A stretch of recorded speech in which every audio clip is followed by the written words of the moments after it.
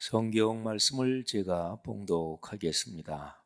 누가복음 2장 8절부터 14절 거룩하신 하나님의 말씀입니다. 그 지역의 목자들이 밤에 밖에서 자기 양떼를 지키더니 주의 사자가 곁에 서고 주의 영광이 그들을 두루 비추매 크게 무서워하는지라. 천사가 이르되 무서워하지 말라. 보라, 내가 온 백성에게 미칠 큰 기쁨의 좋은 소식을 너희에게 전하노라. 오늘 다윗의 동네에 너희를 위하여 구주가 나셨으니 곧 그리스도 주시니라. 너희가 가서 강보에 쌓여 구유에 뉘어 있는 아기를 보리니 이것이 너희에게 표적이니라 하더니, 호련히 수많은 천군이 그 천사들과 함께 하나님을 찬송하여 이르되, 지극히 높은 곳에서는 하나님께 영광이요 땅에서는 하나님이 기뻐하신 사람들 중에 평화로다 하니라. 아멘. 크리스마스의 아름다운 이야기가 누가복음 그리고 마태복음에 기록이 되어 있습니다. 누가복음은 전체적으로 마리아가 주인공 역할을 합니다.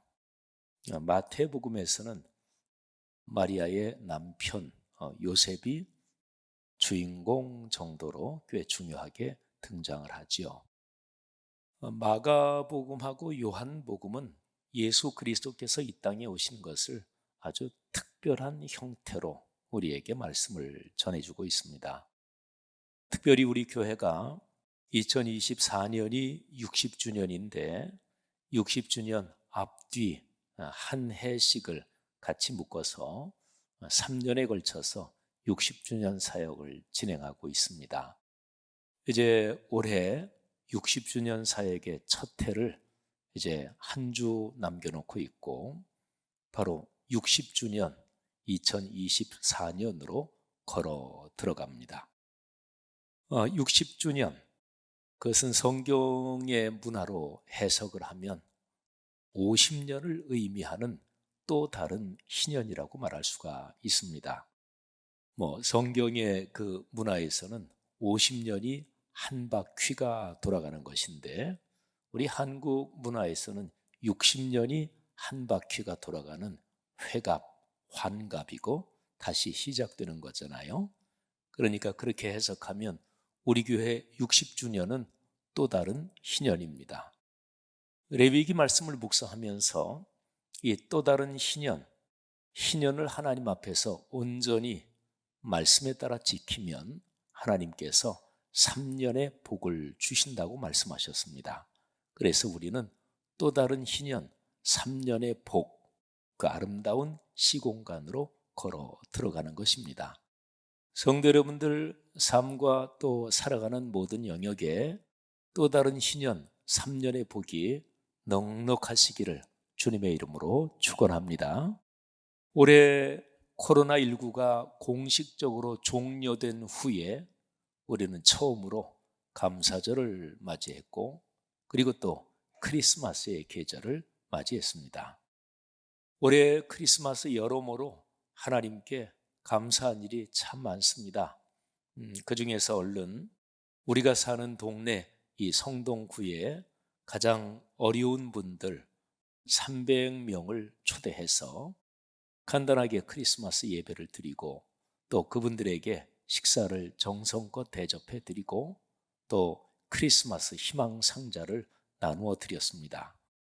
그리고 300명 외에 한 100명 정도 수고하시는 경찰 공직자분들, 또 우리 경찰 공직자분들이 민생 치안을 담당하면서 참 그 집 사정 딱하다 이렇게 파악된 분들 등등 해가지고 한 100개 정도의 희망 상자를 더 우리가 나누어 드렸습니다.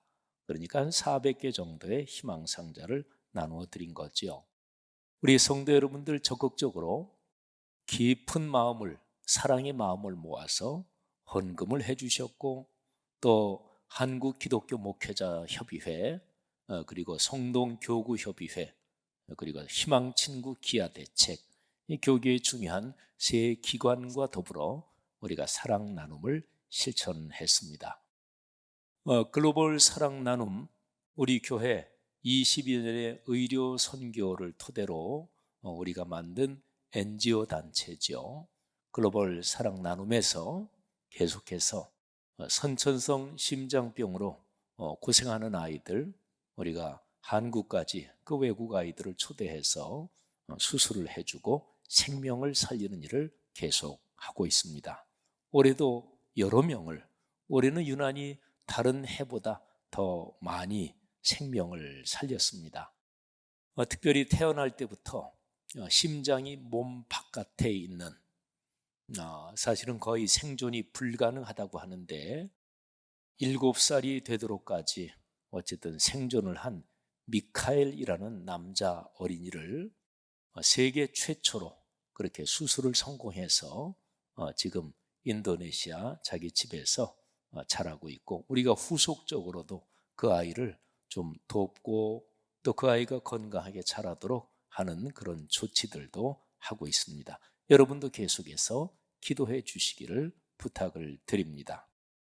여러분, 2000년 전에 예수 그리스도께서 이 세상에 오실 때, 그때 세상은 희망을 거의 찾아볼 수 없었고 또 이런저런 삶의 여정이 참담했습니다.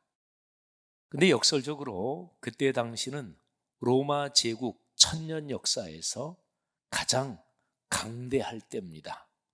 로마 제국 그 역사에서, 그러니까 기원 예수 그리스도께서 오신 것을 기점으로 대략 로마 1000년의 역사는 기원 전에 한 500여 년이 있고 기원 후에 한 500여 년 정도가 그렇게 걸칩니다. 근데 예수 그리스도께서 오실 때 그때는 로마의 최전성기였습니다. 그래서 그 시대를 로마의 평화 시대라고 하죠. 라틴어를 쓰던 문화권이니까 라틴어로 하면 팍스 로마나 이렇게 표현합니다. 그래서 이 표현, 역사적으로 참 유명한 현상인 팍스 로마나, 이 표현을 끌어와서 팍스 아메리카나 이런 표현도 쓰기도 하고 그러죠.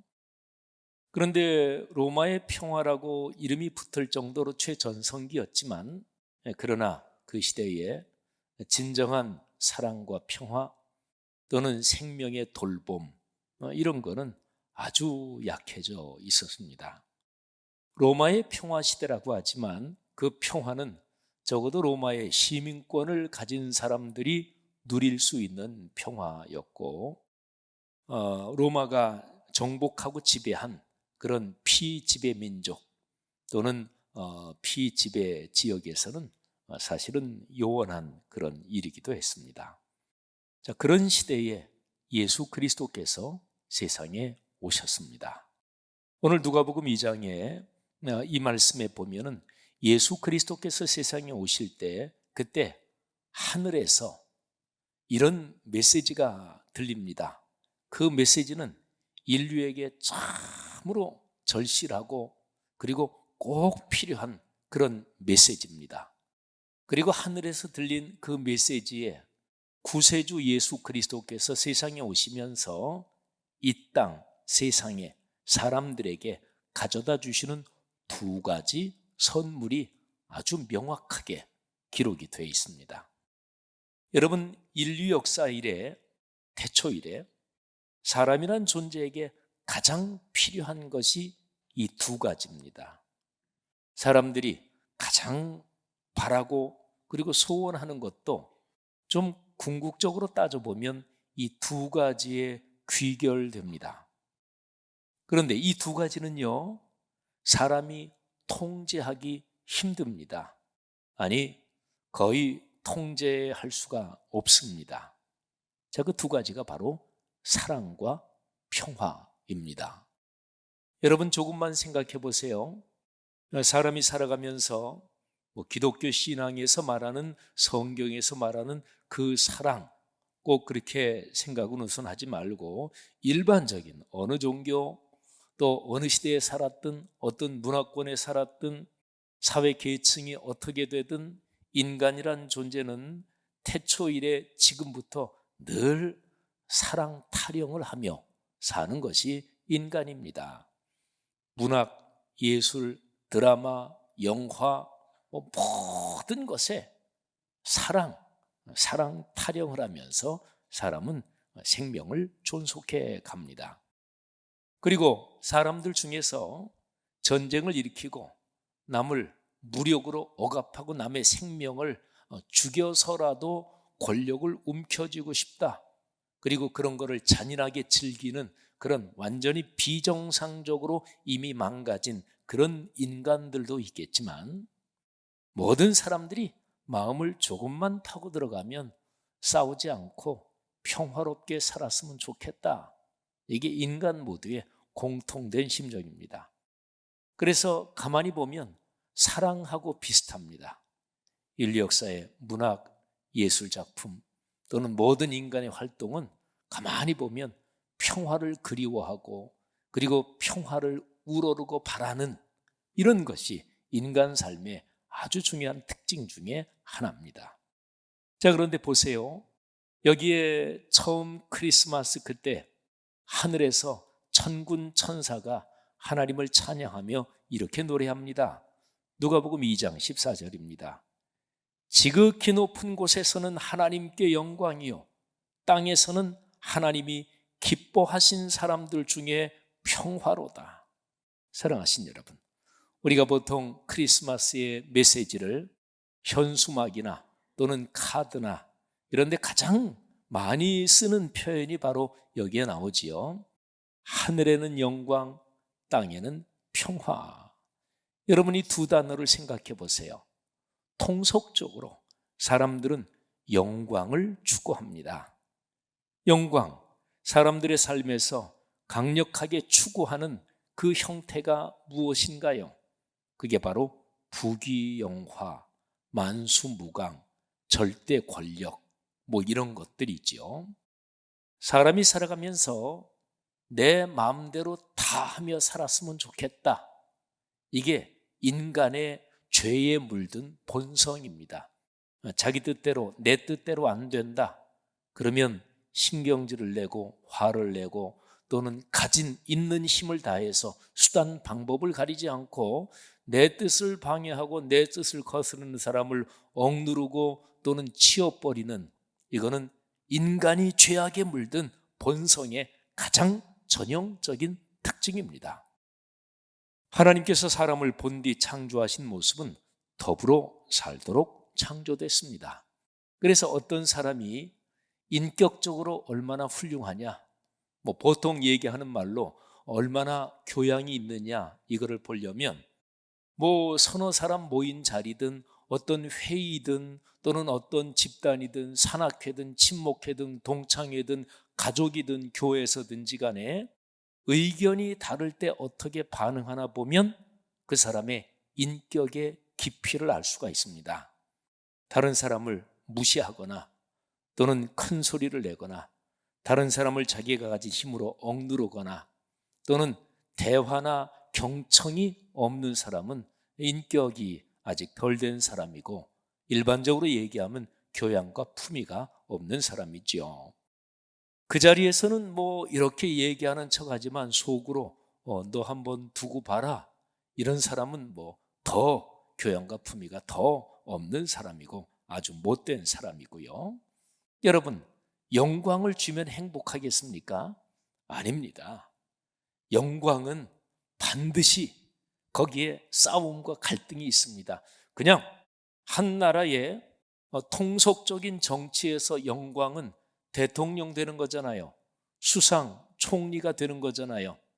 그런데 인류 역사 어느 나라, 어느 문화권, 어느 시대에서든지 국가의 최고 통치자 자리는 언제나 피를 부르는 싸움 또는 권모술수가 난무하는 그런 현장 한가운데 있는 거죠. 그렇습니다. 영광은 결코 사람을 행복하게 하지 못합니다. 영광을 움켜쥐었다고 할지라도 사람은 그 어떤 사람도 영광을 관리할 능력이 없어요. 그거는 오늘 여기 본문 말씀에서 이야기하는 것처럼 영광은 본디 사람 것이 아니고 하나님 것입니다. 높은 곳에서는 하나님께 영광이요, 그랬잖아요. 그러니까 우리 그리스도인이 많이 쓰는 표현에서 영광과 존귀와 찬양을 하나님께 올립니다. 이거 우리 기독교 신앙에서 전형적으로 쓰는 표현이잖아요. 그런데 우리에게 진정으로 필요한 것은 영광이 아닙니다. 그것은 평화입니다. 어떤 친구 몇 명이 모인 자리든지 또는 어떤 모임에서 한 사람이 잘난 척을 하면 그 모임은 반드시 분위기가 안 좋아집니다. 잘난 척한다. 다른 표현으로 말하면 내가 이만한 존재야, 영광은 내 거야, 이런 거잖아요. 영광을 구하는 것이 아니라 평화를 구해야 맞습니다. 사랑하신 여러분, 오늘 여기 성경의 메시지에서 크리스마스에 오신 주님께서 우리에게 가져다 주신 선물, 그거는 평화입니다. 히브리어로 샬롬이죠. 하나님의 평화 샬롬은 싸움이 없는 상태를 말하지 않습니다. 그거는 성경이 말하는 평화하고 아주 거리가 먼 얘기입니다. 성경이 말하는 평화는 사람의 삶에서 가장 아름다운 것, 그리고 즐겁고 기쁜 것, 그리고 복되고 소중한 것, 이런 모든 것들이 가장 최고의 상태로 모여있는, 그러니까 단지 싸움이 없는 것이 아니라 사람이 누릴 수 있는 하나님이 창조하신 인간 본성의 가장 아름다운 모습이 활짝 펼쳐지는 그 상태를 가리켜서 평화라고 합니다. 근데 이 정도로 평화를 설명하면 아마 이런 생각이 마음에 드실 것입니다. 아유, 그거 참 좋은 얘기네요. 근데 그게 사람이 사는 현실에서 어떻게 가능하겠습니까? 예, 저도 그런 회의론에 저도 100% 공감합니다. 불가능합니다. 그런데 여러분 생각해 보세요. 사람에게 진짜 필요해. 그런데 불가능해. 이거는 엄청난 모순이잖아요. 그런데 진짜 필요한데 그런데 불가능하기 때문에 그래서 하나님께서 세상에 오신 거예요. 하나님께서 당신의 독생자 예수 그리스도를 세상에 보내신 거예요. 이건 하나님이 직접 내려오신 것입니다. 사람의 삶에서 적절하게 가능하면 하나님이 직접 내려오시기까지 하셨겠어요. 하나님이 직접 오신 거예요. 그러면 하나님이 이 땅에 직접 오셔서 그래서 이 평화를 만드는 그 길이 무엇이었는지 한번 생각해 보세요. 어떻게 해서 평화를 만드셨을까요? 예수 그리스도 그분의 삶에서 심장이 십자가 사건이잖아요. 십자가 사건을 딱 한 단어로 해석하면 어떤 단어를 얘기할 수 있을까요? 우리 기독교 신앙을 한 단어로 얘기한다. 그럴 때 바로 그 단어고, 성경 66권 중에서 딱 한 구절을 대표적으로 뽑아서 요 구절에 기독교 신앙의 핵심이 담겨 있다 얘기할 때 바로 그 구절에 나오는 단어입니다. 사랑이죠. 요한복음 3장 16절, 하나님이 세상을 이처럼 사랑하사 독생자를 주셨으니 이는 누구든지 그를 믿는 자마다 멸망하지 않고 영생을 얻게 하려 하심이라. 아멘. 사랑하신 여러분, 바로 사랑입니다. 사랑을 통해서 사랑의 길로 걸어가야 하나님의 평화에 도달할 수 있습니다. 그 사랑의 길, 바로 그것이 예수 그리스도께서 걸어가신 십자가의 길입니다. 성도 여러분, 우리 그리스도인에게 그 사랑은 아주 구체적인 일상에서 늘 그 길을 걷고 또 실천해야 하는 거예요. 오늘 우리 교회 소식 시간에 다 실천했잖아요. 휴대전화 꺼내가지고 우리 사랑의 자선 냄비 거기에 다 전화 한꺼번에 돌리고 우리 3,000원 예수님께 차 한 잔 대접했잖아요. 그런 것입니다. 요한일서 4장 8절 이하에 그 사랑의 실천, 그 하나님의 사랑을 다음과 같이 우리에게 가르치고 있습니다. 제가 새번역 성경으로 읽어드리겠습니다. 사랑하지 않는 사람은 하나님을 알지 못합니다. 하나님은 사랑이시기 때문입니다. 하나님의 사랑이 우리에게 이렇게 드러났으니 곧 하나님이 자기 외아들을 세상에 보내주셔서 우리로 하여금 그로 말미암아 살게 해주신 것입니다. 사랑은 이 사실에 있으니 곧 우리가 하나님을 사랑한 것이 아니라 하나님이 우리를 사랑하셔서 자기 아들을 보내어 우리의 죄를 위하여 화목 제물이 되게 하신 것입니다. 사랑하는 여러분, 하나님께서 이렇게까지 우리를 사랑하셨으니 우리도 서로 사랑해야 합니다. 성도 여러분들, 사랑을 실천하며 사시기를 주님의 이름으로 권면합니다. 여러분의 삶에서 사랑이 늘 맑은 시내처럼 그렇게 사는 사람들의 사랑의 흐름들이 모여서 넉넉하고 큰 강이 되기를, 그래서 이 말씀삼 공동체가 사랑으로 사는 그런 교회 공동체가 더욱더 되기를 주님의 이름으로 축복합니다. 그래서 이 공동체의 삶에서 하나님의 평화 샬롬이 아름답게 나타나고 이 샬롬을 세상에 증언하면서 사시는 그런 복된 인생 되시기를 주님의 이름으로 축복합니다. 그렇습니다. 예수 그리스도는 어떤 분이십니까? 사랑과 평화로 오신 분입니다. 이 세상 오늘날에 가장 절실히 필요한 것, 그리고 태초 이래 인간이란 존재가 시작될 때부터 지금까지 인간이 타령을 하면서 살아온 바로 그 두 가지, 사랑, 타령, 그리고 간절히 염원한 그 평화, 이 두 가지가 예수 그리스도의 탄생, 그분의 사역, 바로 거기에 걸린 하나님의 선물인 거지요. 성도 여러분, 이 엄청나고 위대한 선물 사랑과 평화 꼭 끌어안고 인생 여정 걸어가시기를 주의 이름으로 축복합니다.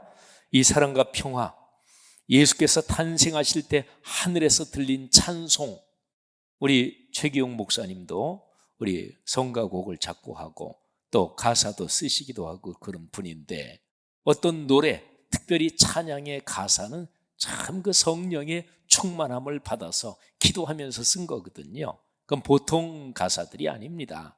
그런데요, 이 예수께서 탄생하실 때 그때 불렀던 그 찬양은 천군 천사가 불렀거든요. 그 찬양의 가사 작시한 거는 사람이 아닙니다. 천군 천사 거룩한 영들입니다. 그러니까 하나님 자신이 그 찬양의 작사자라고도 볼 수가 있죠. 그러니까 이 가사는 아주 진실합니다. 진리입니다. 그렇기 때문에 현실적으로 강력하게 작동하는 실현 가능성이 있는 것이지요. 그 요약이 무엇입니까? 마지막으로 다시 한번 우리의 마음속에 기억할 것은, 주님, 영광은 하나님께서 받으시옵소서. 하나님, 거룩한 영으로 우리의 마음에 사랑의 삶을 부어주시고 그래서 하나님의 평화를 이루게 하옵소서. 이 기도가 크리스마스의 계절, 그리고 또 다른 희년 3년의 복으로 걸어 들어가는 새해 맞이의 계절에 우리 공동체 모두에게 가득하기를 다시 한번 주의 이름으로 축복합니다.